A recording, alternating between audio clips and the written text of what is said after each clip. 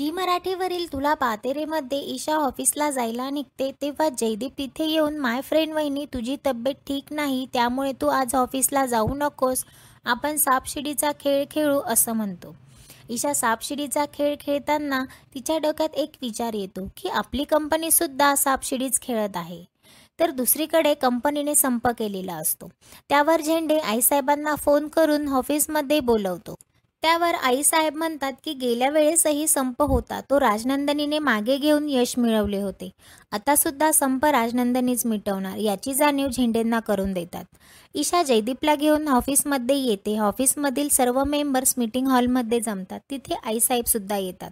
ईशा कामगार लीडरांना बोलते की आपली कंपनी हे वर्करांसाठी भरपूर पैसा खर्च करते, पण तो पैसा वर्करपर्यंत पोहोचत नाही. हा पैसा कोण मधल्यामध्ये घेते हे जर आम्ही वर्करांना सांगितलं तर तुमचं काय होईल ह्याचा विचार तुम्ही करा. असं बोलून ईशा त्यांना 24 तासाच्या आत संप मागे घ्यायला लावते. मित्रांनो, आता आपण पुढे पाहणार आहोत की आईसाहेबांनी सांगितल्याप्रमाणे जसे राजनंदिनीने संप मागे घेण्यात यश मिळवले होते तसे यश ईशाला मिळेल. आता पुढे आईसाहेबांच्या मनासारखं घडणार आहे. आता लवकरच विक्रांतचा खेळ संपणार आहे. आई अंबाबाई येऊन ईशाला सगळ्यांची देणी द्यायला सांगणार आहे. मित्रांनो, तुम्हाला काय वाटतं, ईशाच्या डोक्यावर आई अंबाबाईचा आशीर्वाद कायम आहे की नाही हे खाली कमेंटमध्ये नक्की कळवा.